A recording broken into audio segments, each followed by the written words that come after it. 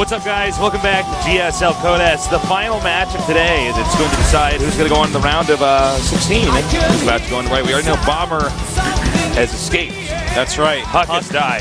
Huck has died. He is out. Did take the game on Sniper today, but that was it for him, unfortunately, down to round 1 of Code A. It really was an unfortunate series for him. It was, but you know what? When you pick build orders like this, sometimes that happens. Yeah. So yeah, that's just the way it is. The nature of StarCraft. All right. The nature of the style. Yeah. Now remember, Sniper GSL champion, GuMiho a GSL veteran. Yeah. Going head to head. Now we have had champions of GSL Code S's actually go out of Code S next season. A lot of the time. It's not uncommon. Sometimes you get that good, you take some time off, and that's normal. I'm not trying to criticize these guys, but I wonder if Sniper's going to be in that situation. Yeah. Could happen. Well, here we are. Planet S Tasteless. Gonna be an interesting one. Yeah, should be pretty cool. Planet S, one of our newer maps. And it looks like it's time, so let's get hyped for the final best of 3 between Sniper and GuMiho here at GOMTV.net.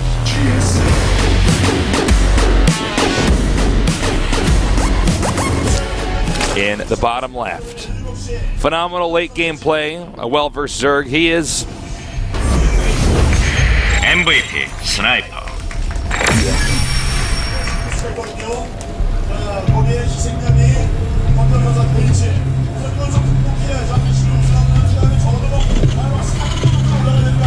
in the upper right, our Terran player, multitasking master. He is GuMiho. Okay, so I think that we're going to see GuMiho go mech here. If he goes bio here, I will be very surprised because GuMiho is definitely a player that chooses to mech more than a lot of different. And this is a great map for meching. Yeah, it is. It's for anyone that's watched a decent amount of Pro League, it's a solid mech map. So, and it's actually like we actually had a really nice set of games. I think it was last night. Yeah, and we had yesterday was the phenomenal. mech game on here was really good. You know, it was awesome. It was kind of wild, a little bit back and forth at times, and I would not mind to see another one of those, to be honest. I like how Sniper drone scouts, by the way. And in fact, he's going to scout that it's a fast gas from GuMiho. And if you're going gas on one base against Zerg, you don't want it scouted Tasteless. No, you do not. You really, really don't, because as soon as they see that, they're like, all right, I'm going to get speed and maybe additional queens or something. And what do you, I mean... then you're not going to do damage with it, basically. Yeah. Well, where do you think GuMiho's going to go from here? Is he just going to try to get some Hellions out and expand, or? I think so. I mean, I think that's the only option open to him right now. He's going to get 2 eBays and upgrade, and then send out a small number of Marines. I certainly hope not. Looks like it's going to be the command center into very quick factories. So it's like kind of these mid-range, one of these mid-range builds. Sure. It's a good thing to do, especially since you get scouted. This is about as good as he can hope for. Okay, so we'll have to see how this goes, but it's definitely going to be a factory coming up relatively soon.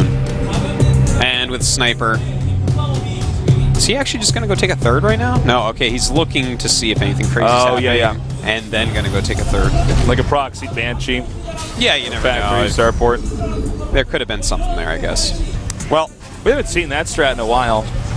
What, proxy Banshee? Yeah. Yeah, we haven't. That's kind of gone out of style, man. It's the bell-bottoms jeans of builds. The builds. Thanks. Couldn't get through my my clip quiz. Quite as good. Yep. Well, he's still looking for any proxies that could occur. Sniper being very, very careful with how he's playing this. Well, Sniper's, I mean, right now he's thinking, oh my god, I just lost a bomber. Nobody expected that, except for Mr. Che. And, which never happens. He always thinks the Zergs are going to win. Yeah, man. He's a Zerg guy. He is a Zerg guy. But, and now he's thinking, oh my god, if I lose this, I'm out of Code S. Yeah, that's... I don't want to be the guy that, sure, I want to Code S, and then I, disappeared into oblivion. Well, we do have a starport on the way for GuMiho, as well as those reactor Hellions. And looks like it's going to be Banshee Hellion. Looks like... You think we'll see Cloak? I'm thinking, yeah. I hope so. Yeah, I prefer it with Cloak, to be honest. You just make it that much occasionally harder. when you tech up all the way to a Banshee and the Banshee doesn't do any damage, and you're like, well, yeah, this isn't good. Yeah. You know, with Cloak, you're pretty much guaranteed to do some damage. Yeah, and or at least force some explorers. Not just that. Especially if he's going to go mech in the later game. If you have Cloak on your Banshees, when they go Infestors, I can't even tell you how much Zerg players hate dealing with Cloak Banshees with just Infestor tech. Oh yeah, it's mind-breaking. All right, the amount of energy you have to use. Driving these Hellions back. You can see he's got 2 little areas with the creep tumors set up so he can branch out. One going north of his base and one going to the right of his base, east. He's also getting a Roach Warren. Has those 2 queens with the spine there. So he's playing really safe. He doesn't know exactly how many Hellions are going to be made. Wow, he went only 1 Banshee and then spent the rest of his gas on a Raven. Huh. And he's making a second Rax. This is some interesting stuff. So the Raven is actually so that he can pick off creep tumors. Smart. He's going to just completely control this creep. He is getting his 3rd command center as well. And Stim is on the way. Okay, so he's not actually going to go for mech. He is going to stay on that bio. He's going to go... this is kind of interesting, because he might just go out and hit a very strong time against someone who has very little creep, because it looks like he's investing a lot in keeping creep off the map. Yeah. You know, a bunch of Hellions, a single Banshee as well. Whoa. He's going to be careful with that. I thought he was going to lose that for a second. I was like, this would be just terrible. All right, so he's got that 1 Raven. He does not want to lose that Raven under any circumstance. No, if he loses the Raven, or even if he loses the Banshee, then the Roaches can keep back Hellions and he'll keep his creep. But he should be able to kill a decent amount of tumors. So yeah, this is annoying for Sniper. As you can see, the Raven gets hits here from the Queens. Yeah. It's not a nimble unit. No, not even though it's flies, believe it or not. And we do have the continuation of Roaches here from Sniper, but when he finds out that he's playing against Tank Siege Tank, not going to be as happy as if it was Smack. Because it's always nice to open up with Roaches against Smack. All right, got more tanks coming out here. Right now, Sniper heavily invested in 2 basing. Stim almost done. Siege mode about halfway done. The creep tumors, they have resumed quite quickly. So he's back on track here. The Sniper has 1-1, just about to finish. Yeah, there it goes, and he has speed, so this could be a little bit gross. Moving up his SCVs, a nice finished wall. He's going to have to target down some of this, but this is painful indeed. Yeah, and he could actually get that, well, he could have gotten that bunker, but he spread out the movement a little bit. Now the Roach is going to set up the ramp. Okay, that is actually raised, excuse me. It's covered by the medevac. That's true, but it gave vision to the low ground Roaches to actually pick off that Siege Tank. Very annoying. Oh, does start on a couple auto turrets. Uh-oh. And the auto turrets can just be avoided. And now he's up by the production facilities. You get these SCVs. This is too rough. There's lings being made, and mutas are on the way too. So these Roaches, while they're up here, can actually hit these turrets if they want. Yeah, look, he'll technically clean this up, but the damage has been dealt. GuMiho is sitting at 31 SCVs. He's lost 20 of them this game. He lost siege tanks. He lost depots. This is a terrible scenario for him. And with those mutas coming out, no way he's going to have turrets when those get there. This is going to catch him off guard, kill even more SCVs, exacerbate the lead of Sniper. Sniper is in a perfect spot. Yeah, Sniper. He's showing off how multifaceted his approaches to the games are. You know, he can be put in a lot of different scenarios. Supreme late game, getting bullied early on, being behind the entire game, and still come out on top. Yeah. Well, you know, I feel like GuMiho, this isn't the GuMiho we know and love. I feel like I don't know if he might just be a bit atrophied off. or if he's having a bad day. I really don't know. People go through ups and downs. Maybe that's what we're seeing. Everybody goes through ups and downs, you know? This isn't quite the finesse that we're used to. Now, the Banshee did force the mutas to be shown, so this is going to give him time to build some turrets, which is super, super important, of course. The one thing that Sniper is going to have to look out for as well is that Raven, which has its energy recovering, because Seeker Missile pretty good against Clump mutas, I have to say. Well, as we said before, oh, is he not going to do the mutas? All right, here we go. He wants the turret to finish. He wants a fair fight. Well, GuMiho's going to try to move out, or at least clean up the outside of his base. We got Baneling speed just now starting. A little bit of mutalist harassment going on right now. He's almost got that +2 carapace as well. He's done making mutas now. Well, oh, no, actually he's not. He's making 2 more mutas, as I said that. The +2 carapace is going to be really helpful, because even if the mutas become obsolete in the game, and he's no longer able to deny drops, we can use that for his Broodlords. Yeah. Well, you know, with his creep spread the way it's looking right now, I don't mind him staying on that heavy layer style, and it wouldn't surprise me either, just because his teammate is DRG, and that's something that DRG has been liking for a long time in his resurgence in CBT, where you just stay on this set of units, you get a ridiculous amount of Lings, Banes, and You're mutas. on like layer tech for like over 20 minutes, just continuously making Lings and Banelings and mutas. Yeah, and the thing about that unit composition is, if you have really good creep spread, it's super easy to crush one army with it. Right. You lose a lot of the valuable pieces to it when you do that, but you crush that one army, which really slows Terran down and allows you to get into the late game tech-wise. So I like the choice. I like that we're seeing this more and more. It's a kind of a complicated idea, but it's really neat. All right, 1 Thor on the way, which will make the mutas just obsolete. Oh. Still waiting on the 4th base here for a Zerg. Yeah, he's going to need to take that, actually. It's He's been almost on this for a a while. bit surprising. Yeah, you know, he might be going for a timing attack at max, because GuMiho's super spread thin. This 3rd base is a little bit far away. He's making a ton of Lings. I think you might be right, Artosis. Yeah, I feel like that may be the case here. The fact that Ling speed hasn't been upgraded until now, and He's we're already making past 60 minutes. He's making so many units. Like, he has a ridiculous amount. There's no reason not to have an additional base unless he was like, well, no, I'm just going to put everything into one big attack. All right. Well, he certainly has the gas to make like nothing but Banelings for the time being if he wanted to. This was a super 25 powerful, Banelings on the way. This was a super powerful type of attack a long time ago, especially on like Antigua and stuff. Oh, yeah. Against people that overcommitted to their tech early on. But, I mean, he did enough damage early on that it's kind of the same thing where GuMiho doesn't have as much as he should right now. So this could be... He's this could be moving rough, up. but not if he attacks with a 3rd of it. That would be bad. Oh, God. This... Oh, I hope he gets that wall raised up, but even then, man, Well, he's going to have just wreck that. He's going to have to target one area. And here we go. It looks like he's going towards a natural. No, he's going both. No, okay, there you go. Surrounding some of these units, and the units coming down here. The mutas targeting that tank on the high ground. The Banelings Actually, he's hitting everything. Point defense drone thrown up there. It looks like we have a drop now over here onto what was supposed to be the high ground, now dumping out units everywhere.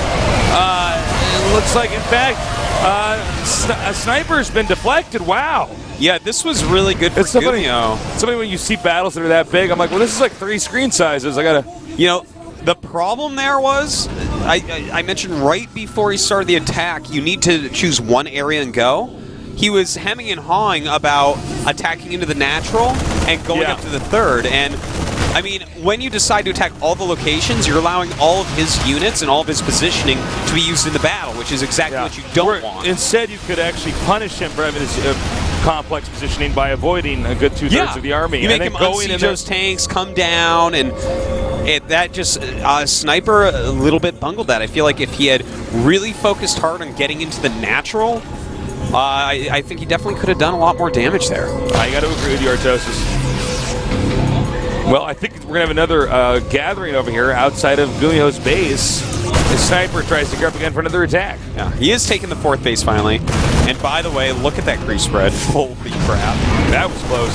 That is good creep spread. If he can get that, that's huge. That's huge if he gets a Raven. And it's actually worth even losing the mutas. Yeah, yes, he gets it. Matter. Okay, greatly done there. That's super important because his creep spread is so good that is going to take more scans than GuMiho cares to use. So yeah, this means that GuMiho either moves unbelievably slow through the map and uses up all his mules on scans, or the next fight will be on creep. And both of those are wonderful. Either one of those are bad. Well, bad for GuMiho, wonderful for Sniper. Yeah. Sniper and GuMiho, about 10 supply difference here with Sniper in the lead. But it does appear that Sniper has the ability to reload his army a little bit quicker, what with his 4th base on all up and running. Yeah, would not mind to see him take that bottom right as well. I really actually would very much like that. He has such good vision of the map, I don't think he can even be dropped anywhere right now. And his creep spread is so big that he can actually respond to anything that happens. All right, a small little band coming out here. He needs to get the creep so badly. Yeah, 1 scan, 6 tumors. Well, I'll tell you, Tastes, there's like 100 tumors on the map. That's a lot of scans that he has to do. All right, he's doing it up here as well. Cleaning out these creep tumors. He's starting to fight back against this. That's good. That is important. And with only 2 mutas out, these little groups of units can't really be punished. So this is good moves by GuMiho. But Sniper is going up to that hive. He is going into his infestors now as well. And GuMiho's making yet another command center. Huh. You know, I'm really having a hard time figuring out how on earth GuMiho's going to win this unless Sniper attacks into him again and messes it up. Yeah. You know? Well, I think he's going to go... You think he's going to go Broodlord or Ultralisk? Because the hive is about to finish. I think either's fine. Honestly. You know, I in this situation, I have to agree with you. I feel like you can just do one, and then if it starts to not work out, you switch to the other one. Sure. Yeah. Well, we'll see in a moment. All right, he does have those good upgrades. Okay, so now I think he's going to actually go just for the second, not spread out too thin. Let's see if that's actually the case. All right, we will see because GuMiho is spread out quite a bit again. Of course, Ling's not, and Baneling's not going to be good at getting through a Thor wall. Damn. That's like a funny wall right there. Yeah, right. Normally you have like a Zealot standing in like a situation there's like a little that. siege tank behind it too. Yeah, that was clever. All right, Ultralisk Cavern is going up. And with this much creep, these good upgrades on his melee units, not a bad choice at all. Now GuMiho is starting to push forward over on the left-hand side. Bungle does go down, doesn't help all that much. Is GuMiho overextending? That's the real question here. Well, again, there's not a lot of mutas. There are some infestors, but lifting up in medevacs can be pretty useful in a situation like this. GuMiho, by the way, trying to take that base in the middle. Yeah, GuMiho having no 4th base. GuMiho should probably actually pick up his, keep his floating command center over there. The one right there, and just go to the center right, you know? All right, it looks like Sniper barely beating GuMiho back. Yeah, GuMiho's playing very well right now, though. He's keeping these Marines alive. He's doing some great micro. Some great pressure is going on. Look at the supply. 150 to 193. Now, once again, though, Sniper is in a situation where he has over 3K gas banks, so he can still make a very fearsome army. And what is he doing? He's actually letting that base side. He has a lot of units in the center. Oh, he's coming over here from the side. Okay, here he goes. Targets down the hatchery, and he will. He gets that he was coming over there from the side, but then he quit. So that's 3 base from 3 base. There's some interesting moves being made by Sniper in these series where I'm not sure why he's like sitting in the center with those units on that creep, and he knows there's stuff up the ledge. Is he waiting for GuMiho to move those units off the ledge? I mean, he has enough time to run around, and I don't know. It's a bit weird, but now he is getting the ultras, so that's going to give him the extra oomph in his army that he may need to knock out GuMiho's attack. All right, well, he's going to, in the meantime, GuMiho is going to acquire the 4th base. That's a gold base. So, could be huge. Yeah, it definitely could. Ready for dust off. Goodbye, medevac. See you in medevac hell. All medevacs go to hell, Tastes. Amen. They're evil. Of course. Now, see here. Wait, how many, we have 3 ultras out, 3 more on the way, 4 more on the way now. Lots of Banelings, and here comes the action right when GuMiho could secure that gold base. Let's see if he can hang on here. There's a lot of Banelings in here taking out a lot of these Marines. The Siege Tank's going to be taken out by Ultras in a matter of seconds. Look at that clump of Siege Tanks, exactly what the Ultras want to fight against. Targeting down these Infestors, though. That planetary not quite done yet. The rest of the Terran army has evacuated. And that is a lot of SCVs. He has a few Banelings and Ultras in here, so those will be going down. In fact, he pulls back those Banelings, being very careful. Oh my god, reducing the SCV count to half, to 35. Much higher than that, of course, before. And now, oh man. Well, I don't know. Yeah, this is a weird game once again. Sniper and GuMiho are pretty evenly matched here. I really love this. Yeah, it's pretty darn close overall. But GuMiho is getting into a lot of Marauders now, so you know, Sniper has to be really careful about overcommitting to Ultras. How many more Ultras is he going to make this game? And if he makes a lot more, That's true. How does he utilize those so that GuMiho doesn't get super cost efficient against him? Well, we've seen him do this before, where he had Plan B ready and just kept using Plan A until he lost the game. So hopefully he'll do better this time. I don't think he got his Greater Spire though, right? I think he actually skipped morphing it. No, he didn't. Yeah, he'd never morphed it. Yeah. All right, well, we'll see if he ends up morphing at any point. It looks like he really wants to stay, though, on this unit composition. Here we go. He's pushing forward. He does have enough for some Fungals, and the Fungals do go down these Marauders, letting the Ultralisk tear right through them. And that is a lot of medevacs that could go down. And it looks like now he's going to go ahead and get... Oh, no, he's going to back off. Just one Ultralisk here. And he's going to have to regroup, making the two more, getting Burrow. Could burrow an Ultralisk underneath the yeah, he could burrow a bunch of Ultras and wait for the Marines to walk over him. Well, GuMiho can come back. It looks like he's so close to getting that gold base again, but he has his fourth base about as secure as Sniper's fourth base is. But I don't see any opportune moment for Sniper to take a gold base. It's going to be hard for Zerg to acquire one of these gold bases in the middle, with Siege Tanks being so good. Yeah, I think he needs to... you know, maybe take one of the corners and just make it so that, you know, his still very good creep spread, not as good as it was, but it's still very good, and he can utilize that in his Ultralisk tech by taking a corner base that it takes GuMiho a long time to get to. All right, clearing out just some of these Overlords. This is one of these maps where you can't just hide Overlords all over every corner or edge of the map without your opponent being able to punish you. Well, it looks like he wants to break through into the third base area of GuMiho. It breaks down the Spidey Ghost. GuMiho going to go counter now. Looks like the Ultralisks and Lings are going to turn around now as well. Yeah, he needs all hands on deck for this incoming attack, Tasteless. This is a lot of Marauders, a lot of Siege Tanks with Marines mixed in there as well. He's going to keep pushing forward. Even supplies. This is getting a little bit crazy. How much does GuMiho really have? He has 7 Ultras and he has 7... Expansion spotted. Here we go. The Ultras actually close onto the Siege Tanks, which is so important. And he's got to get a Fungal down. There you go. The Fungal does go down and holds those Marauders and Marines still for the Ultras to eat right through. Another drop over here at the top, trying to get this other base, the 5th base. And 4th base, excuse me, and it's not... Sniper's done a great job here. It's not happening. Sniper has truly done a very good job in that attack. He killed off a lot of very valuable units. Sniper is so crafty when he plays. He really is. He is, but Marauders are so good against Ultralisks that we're watching all these Ultras die in a matter of seconds. And this next attack, just too powerful. Oh my god, we're seeing this constant hole in Sniper's play. He's too dependent on Ultralisks. Yeah, he's just focusing on that so heavily right now. And that's it, GG.